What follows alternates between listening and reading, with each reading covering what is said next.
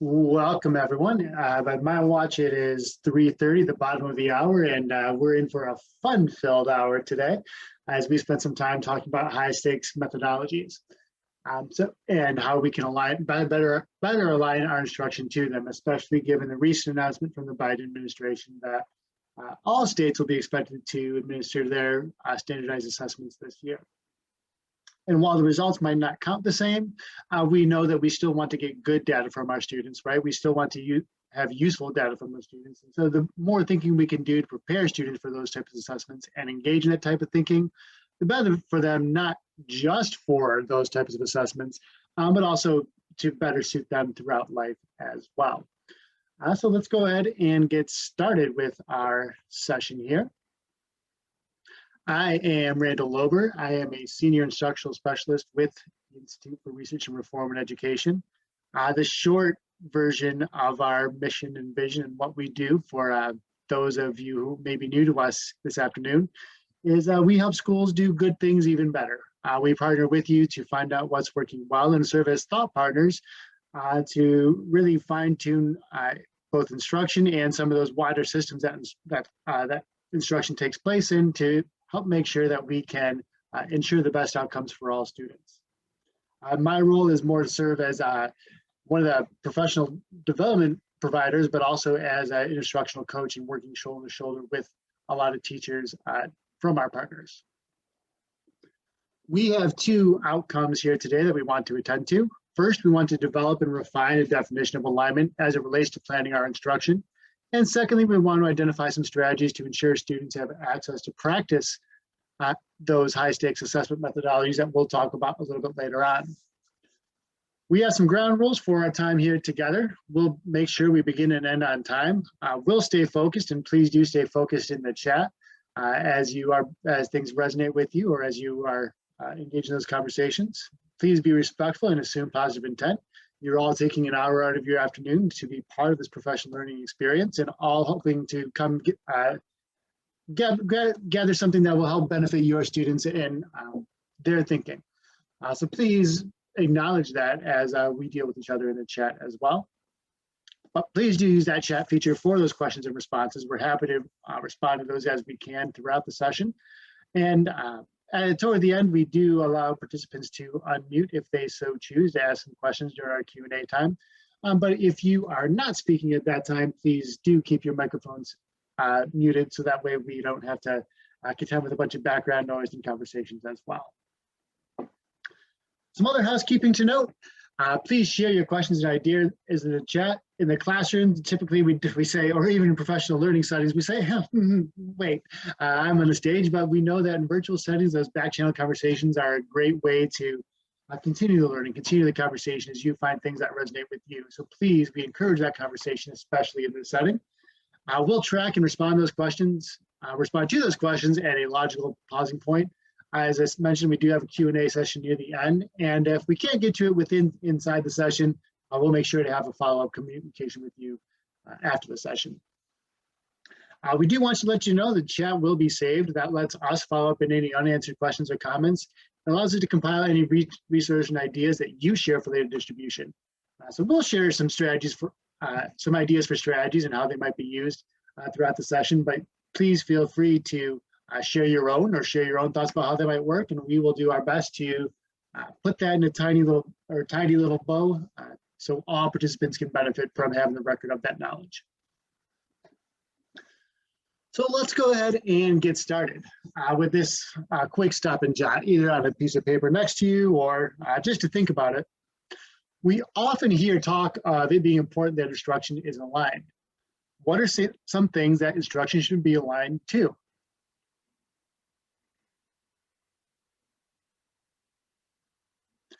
And as you are thinking, you might think about things like your state standards or content area standards, or if your district has their own pacing guides, those might be part of it. And certainly those are all part and parcel of the definition of alignment that we operate under, that has come to us from our research and experience.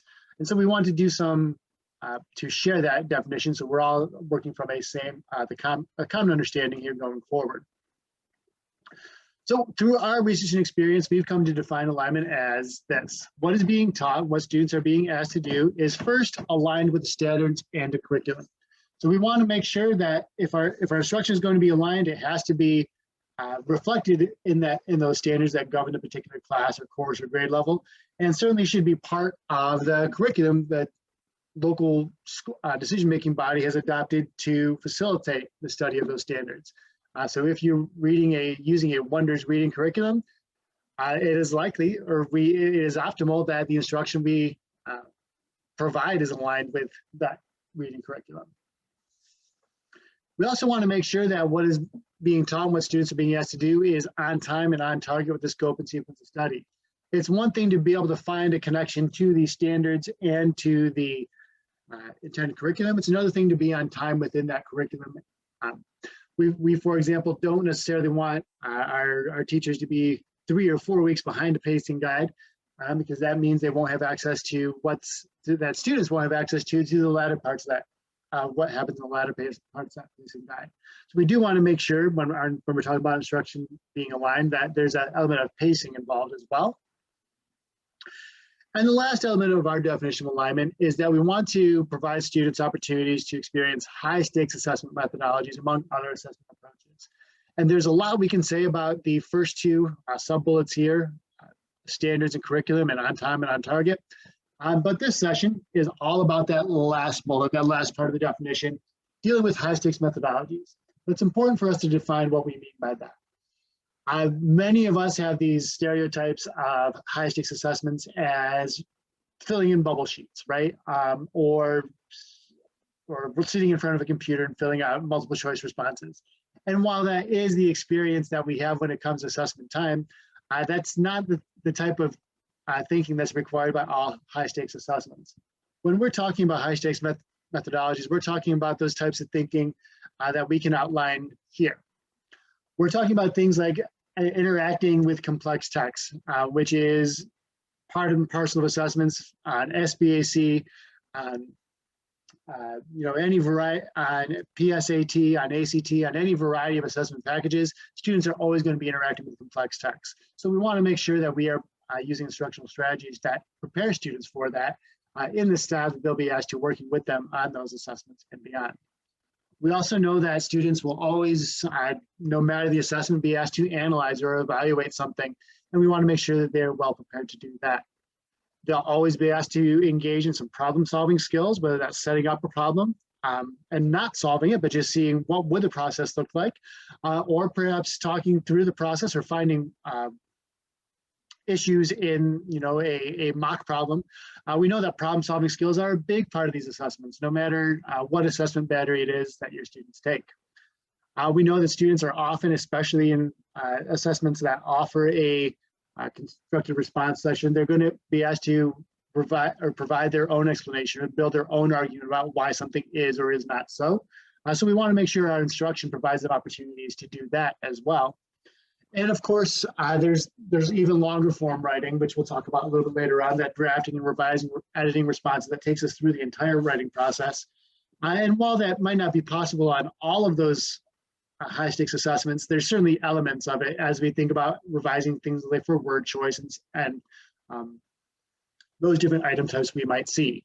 So in those 5 broad categories, that's what we're talking about today. We're not talking about how to best prepare students to be test-wise and how to eliminate distractors, although that is certainly an element of high-stakes testing. But it is not our focus today. Our focus is on the instruction and the reasoning and thinking that helps students be ready to do that. So they're not trying to game a test and instead they are more focused on showing what they know.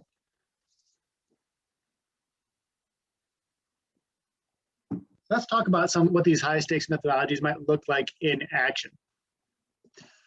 So all of those 5 types of thinking we talked about, interacting with complex text, analysis and evaluation, problem solving, constructing explanations and arguments, or drafting, revising, and editing responses. In this session, we think there's 2 instructional strategies that are part of our Power 12 strategies that are a good fit for mediating, for guiding students rather toward a lot of this thinking. And those are question, chunk, annotate, and think first. If you are a partner of ours or adjacent to a partner of ours, you've heard us and experienced those. You've heard of those and experienced those in our professional learning. But we do want to have an opportunity to share the love, so to speak, by sharing a little bit more about these strategies here today. So there are a variety of ways that a high stakes assessment might ask students to interact with complex text, and indeed a variety of ways that we as instructors would ask our teachers to interact with complex text. There might be text sets, 2 or 3 texts, or even a larger compilation of shorter texts dealing with the same or similar topics. Sometimes those assessments might hit students with texts of increased complexity, maybe a level or 2 beyond what they may be used to seeing in instruction. So our students need to be prepared to be able to navigate that.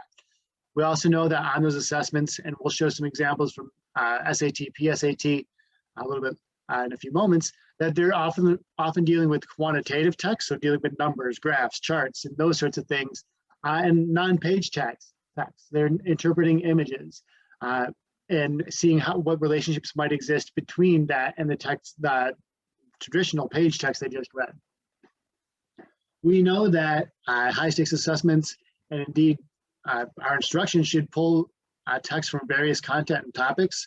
Those texts should have a variety of structures, and we should always be encouraging students to annotate and interact with those texts. And that's where we want to come from today in talking more about the question chunk annotate strategy. So what this looks like in the wild is, this comes from an SAT, PSAT reading example. The question, if you're unable to read it, says, which claim about traffic congestion is best supported by the graph? So it's still connected to the overall theme of the text, still connected to the overall main idea, but really focuses in on what students are able to know and do with that graph. That's one type of thinking that we might ask students to do, and one area in which we might use question chunk annotate to prepare students for that. So question chunk annotate, as the name implies, is a 3-step strategy in which we first form a question. That question is overarching, it's open-ended, and requires students to use some sort of textual evidence, again, whether that is page text or evidence from a picture, chart, or graph, as we're talking about here. And the question should be only answerable after having chunked and annotated the text. So we want to make sure we're driving that interaction with the students, driving that textual interaction with the students. Next, we want to chunk the text, right? We want to make it break it into manageable parts. So in a longer extended text, we could be breaking into paragraphs or headings or subheadings or chapters. As we'll see a little bit later on, we might ask students to look at discrete elements of a chart or a graph and break that down to really figure out what each part means, so they have a sense of what it is they're being asked to do. And we'll also ask students to annotate. We know that good readers interact with the text, whether that's identifying main ideas, they're making text to self, text to world, text to text connections, nodding those. They're always writing, we're always jotting as efficient readers. And if that doesn't show up on paper, it's at least going on in our brains. But the best way to get an idea of what students are is to ask them to do those annotations, right? To get them making that thinking visible. And here's where question chunk annotate really shines. So we know that QCA, question chunk annotate, can be used to prepare students for the complex texts. And we'll see some more non-traditional text examples a little bit later on. But in this case, we know that we can read this passage about globalization. We have an overarching question that asks students to think a little bit about globalization and to make an assessment about which opinion they feel is stronger, which argument they feel is stronger. In the right-hand side, they're asked to take some notes and define some terms and collect some of their own textual evidence, and then come back and circle around to that overarching question to using that evidence to answer that question. So it starts the overarching question to set the purpose. We then ask students to, we chunked the text into meaningful paragraphs there in this case, and then students have the opportunity to annotate using the text in the right-hand margins, and they use those annotations to inform their response to the bigger text, or to the larger overarching question rather. So again, another opportunity to stop and jot for you. Might question chunk annotate support your students in navigating complex text? If you have some thinking you'd like to share in the chat, you are welcome to. If not, we'll just please go ahead and keep jotting on your paper. We'll move forward here.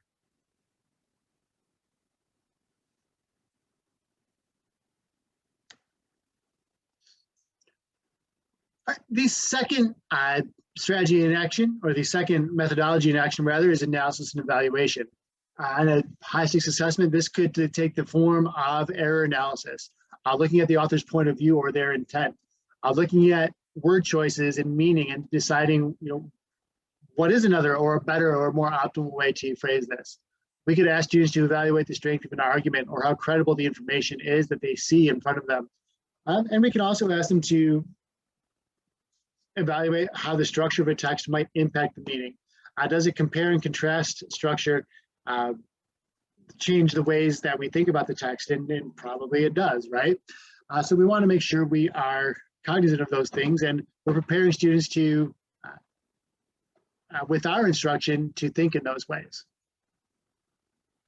So another example from ACT, PSAT, where again, we know that the word choice and author's intent can be a focus. So in this case, we're seeing this assessment methodology in the wild, where the assessment battery asks students to identify why the author might have chosen to incorporate these particular details. So it's out there, it does happen, and we think question chunk annotate can be another useful way to prepare students to think like this. In this case, we can ask them to analyze or evaluate a non-page text. Our overarching question here could be, how might propaganda have been used to influence public opinion and action in support of the war effort? And indeed, by following the prompts on the right, we ask students to divide the non-page text into quadrants, and then look at specific elements and call attention to those to help guide their annotations. From there, we would expect students to use the annotations and to help support their opinion about that overarching question. And these same kind of principles can be used in any area for analyzing any image. Perhaps a book that, as we track the use of colored illustrations in a book that talks about the seasons, taking notes on those illustrations and helping that to answer a question about how the illustrator used art to convey meaning might be another application of QCA in those settings. So we ask you again to stop and jot. How might question chunk annotate support your students in analyzing texts?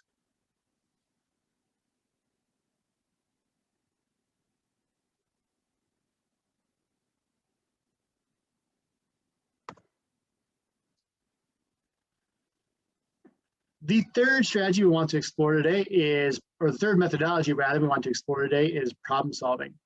Often students are asked to either explain or explain their own thought process or analyze the thought process of whatever student the assessment body chooses to enter in that scenario. Sometimes they'll ask students to set up a problem to solve, not necessarily to solve the problem, but to pull out the information from a scenario, from a story problem, and say, here's what my variables are, here's my dependent variable, here's my independent variable, here, and really put that out in a piecemeal fashion so they can identify the elements of those problems. We might often ask students to engage in error analysis or if-then thinking. So error analysis being, here's where you went wrong in it, or here's where sample student went wrong in solving this process. If-then thinking is more of the idea, if we did this, or if we made this change, what might happen? We see a lot of that common in both math and science assessment batteries, that if-then thinking, as they explore changes in independent variables. And of course, we also see applications of principles in the wild, right? And we went back and forth about that bullet point for a little bit, because there's often a want for authentic assessment to be real world, right? But we find that vocabulary to be somewhat challenging, because for a lot of students, the real world is school. It's whatever problems we put on the page or on the computer in front of them. So we want to challenge that thinking and reframe that a little bit as applications of principles in the wild. where might I use this skill outside of these four walls or outside of my computer screen? So from sixth grade Smarter Balance Consortium, there, we have a math sample problem where we're asking to set up a linear equation that talks a little bit about how Allison can best save up money for this bicycle during summer vacation. And again, in this case, when we're talking about problem solving, question chunk annotate can be helpful here.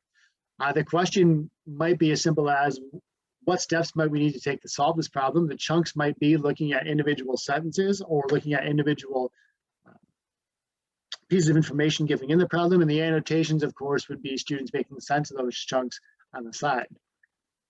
So in this case, we might provide a scenario and some data related to an election, right? So still working on math, still working in the social sciences, but again, looking at how we can prepare students for problem solving with this strategy.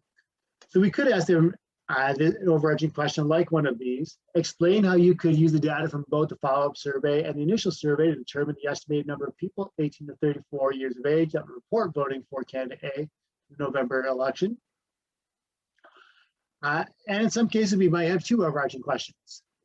Often we hear in the news that less young people vote in elections than older people. Describe whether the data presented reinforce that claim and how you came to the same or different conclusion. So we've got two questions, right? Two questions that drive engagement, two things that give students some ownership of the learning and give them a purpose for reading and talking and interrogating this data. You see down below in the stop signs after each table or after each prompt or description of data rather, there are again spots for students to annotate and jot some thinking about that. And they do that en route to formulating an answer for that overarching question. So they're really taking a look at all the elements of the problem and breaking it down into a piecemeal fashion to help support their problem solving. So we've kind of answered the stop and jot there, but take a moment to jot your own thinking. What role might question chunk annotate play in supporting problem solving?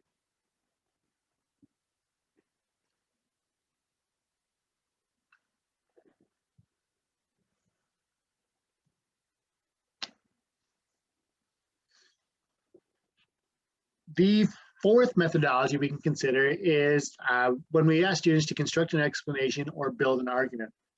So this is typically done in extended responses, but not always. There are some selected responses applications that we can talk about as well. So when we're talking about developing reasoning in that first bullet, we can talk a little bit about writing that extended response. We can support students and we're talking about constructive responses rather. We can support students in the type of thinking necessary to lay out their claim and their evidence and their argument, and the support and details to really drive that point home. And the second bullet, identifying the correct sequence of events or steps in the process. We often see a lot of these in math and science, where students are asked to order the images or order the steps in the correct fashion. But also, again, there's constructive responses there too, right? Where they might be able to ask to identify those steps and then justify why those steps are the right ones to take.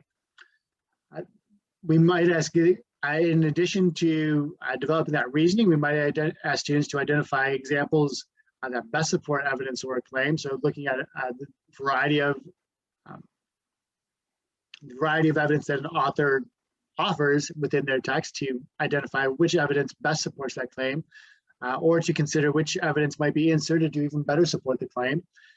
And we can also look at a variety of details to support those claims as well.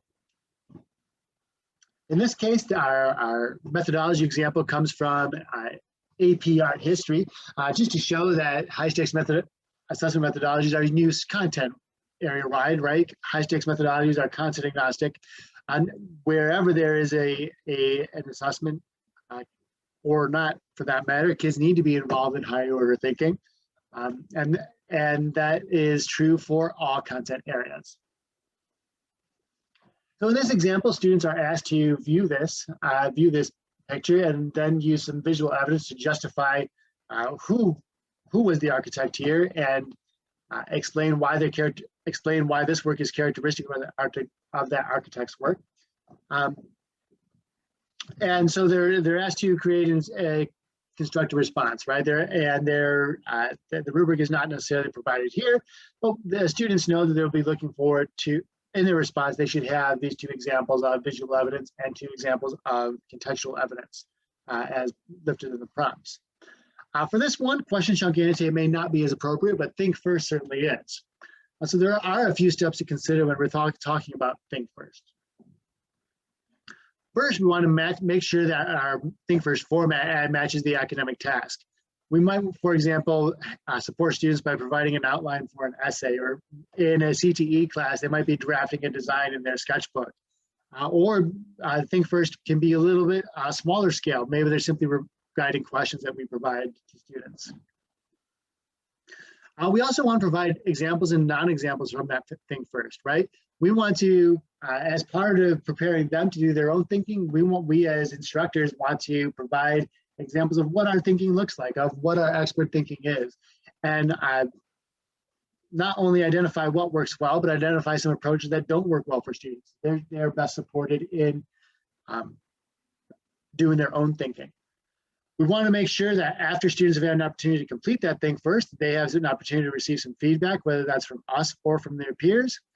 And we want to make sure that students are held accountable for completing that think first as part of the academic task. So the think first could take the role of a rubric element. It could be required for a conference that the teacher has with the student before they move on to bigger and better things with that task. Or we could require that they submit it as a condition of their final submission of their product.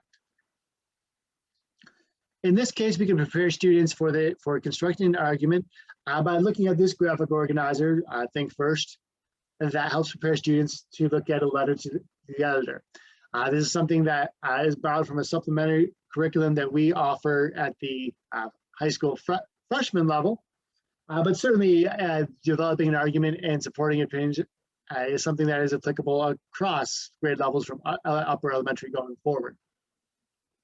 So we help students scaffold their thinking here by providing them a Dear Editor, and then ask them to prompt them to make a background statement, and then prompt them again to think about their own opinion, and then some supporting details to do that, to support that opinion, and then again prompt them to develop a conclusion as well.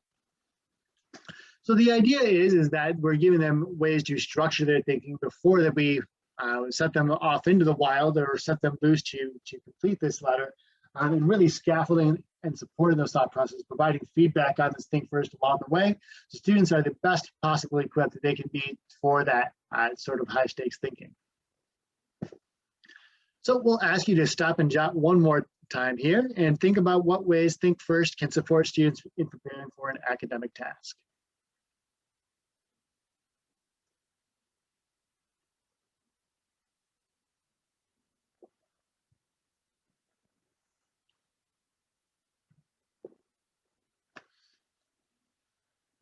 The last methodology we'll discuss here today as part of our time together is drafting, revising, or editing a response.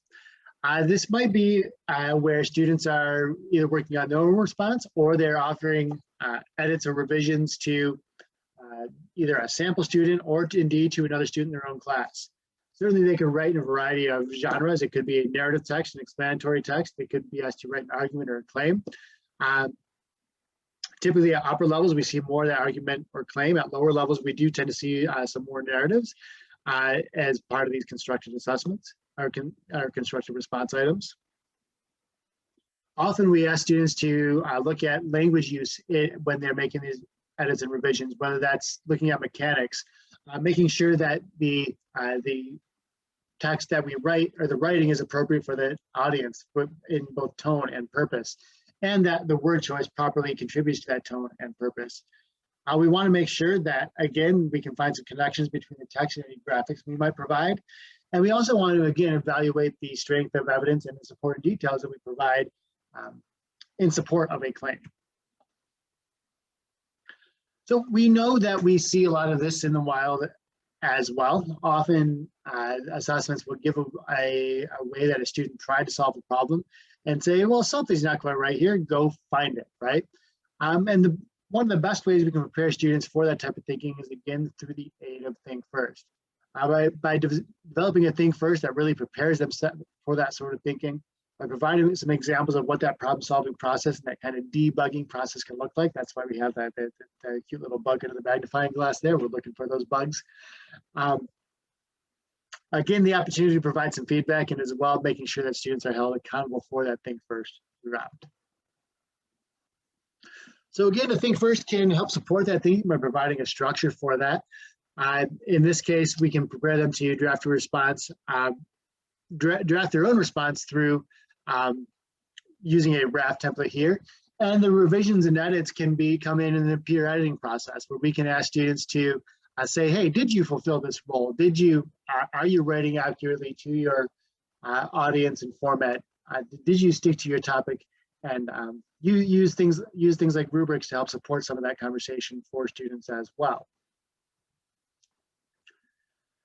So that's a lot in the time so far. We want to pause for a moment here and talk about, just review those 5 types of assessment real quick before we open up to some Q&A. Those 5 types of assessment 5 types of methodologies we talked about today are interacting with complex text. Most often takes the form of 2 or more texts that students are asked to read and then interact and do something with. We looked again at analysis and evaluation, what it takes to get the most meaning out of a text and then the quality of a text. And we looked at problem solving. And we said that question, chunk, annotate, giving students a purpose to read, breaking that text into manageable chunks, and giving them some ways to interact with that text are really great ways to prepare students for that type of thinking. And then bottom 2, constructing explanations and drafting, revising, or editing response. We can think first as a really quality way to prepare students for that, by allowing them to outline their thinking before they attack those larger academic tasks, giving them some opportunities for feedback on that thinking before that task, and then setting them loose so they're well equipped to complete that essay, complete that assignment, revise that assignment, make that video, whatever that larger academic task happens to be. We'll pause here for a bit of question and answer time. I don't see any questions queued up for us in the Q&A function here on Zoom, but if you have any, please feel free to share them in the chat.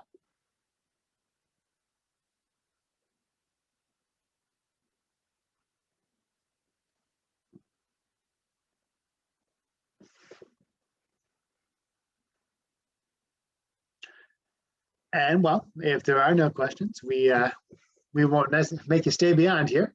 But there are some closing housekeeping things we'd like to attend to before we go. We always want to know about how we're doing and how we can best serve your needs as an education community. So when we stop the broadcast here, there will be a short feedback survey that pops up for you in your window. And we do appreciate any feedback you have to offer there.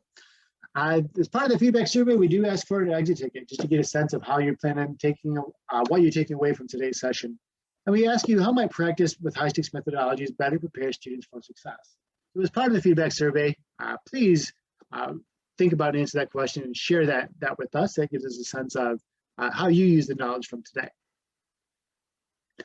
Seeing no other questions submitted here, we'll go ahead and wrap it up for the afternoon. We thank you all for spending some time here with us today. It's always nice to see all of your faces here. Well, or at least you typing with us here in the background. And we look forward to seeing you at next month's webinar. We can't wait. We will see you soon. Thanks and have a good day. Bye-bye.